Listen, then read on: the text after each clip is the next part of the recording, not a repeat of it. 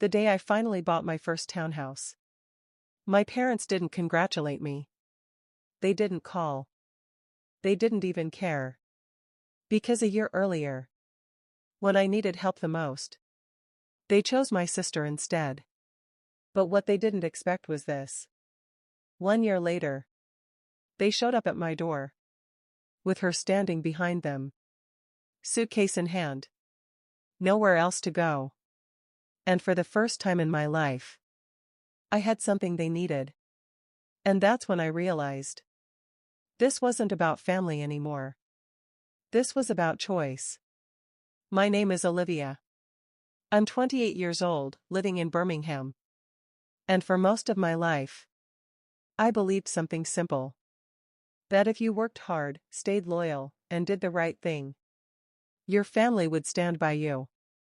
I was wrong. Growing up, my younger sister Emma was always the favorite. Not in an obvious way, but in the small things. She got away with mistakes. I had to fix mine. She was supported. I was expected to figure things out. And I did. I studied. I worked. I built my career quietly. No shortcuts. No help. Just discipline.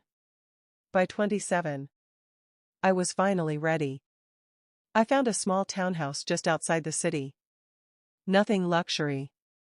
But it was mine. Or at least, it could have been. All I needed was a little support for the deposit. Not everything. Just enough to close the gap. So for the first time in years, I asked my parents for help. We sat in the living room. Same house I grew up in. Same walls that had seen everything. I told them clearly. I've worked for this. I just need a little help to secure it. There was silence. Then my father said, "We've already committed money elsewhere." I frowned. "Where?" My mother answered. "Emma needs it more right now." That sentence felt like a door closing. I asked, "For what?" They hesitated. Then said, "She's moving in with her boyfriend. They're getting a place together." I couldn't believe it. "She's not even stable. I've been working for years." My father sighed. "Olivia, you're strong. You'll figure it out." There it was again. Strong. The word they used when they didn't want to help. I didn't argue. I didn't beg. I just nodded. Because deep down, I already knew the truth. They didn't choose based on need. They chose based on preference. And I wasn't it. That night, I went home and stared at my savings.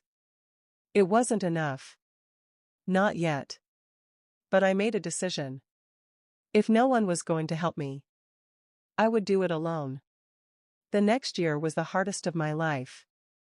Extra shifts. No weekends. No holidays. I cut everything that wasn't essential. I lived like I had nothing. So I could build something. And slowly, piece by piece, I got there.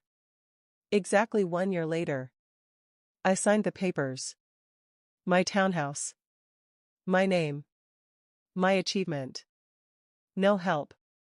No support. Just me. I remember standing inside the empty living room. Quiet. Still. Realizing something important. This wasn't just a house. It was proof. Proof that I didn't need them. I didn't call my parents. Not out of anger. But because I knew. It wouldn't matter. And I was right. They didn't call me either. Months passed. Life felt peaceful. For the first time, I wasn't trying to earn anyone's approval. I was just living. Until one evening, everything changed. It was a cold evening. I had just come home from work.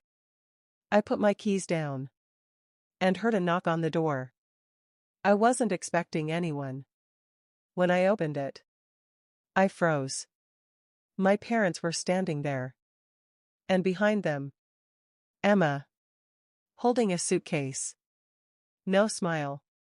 No greeting. Just tension. My mother spoke first. "Can we come in?" I stepped aside. They walked in slowly, looking around the house, like they were seeing something they didn't expect. My father said quietly, "You did well." I didn't respond. Because I knew that wasn't why they were here. We sat down. Silence filled the room. Then my mother finally said it. "Emma needs a place to stay." I looked at her, then at Emma, and asked, "What happened to her boyfriend?" No answer. Emma looked down. My father spoke. "It didn't work out." I nodded slowly. "And the house you helped her get?" Silence again. Then my mother said, "They lost it." That's when it hit me. Everything they chose over me was gone. Then came the line I'll never forget. "Can she stay here, just for a while?" For a moment, I said nothing. Because in that silence, everything came back. The rejection. The word strong.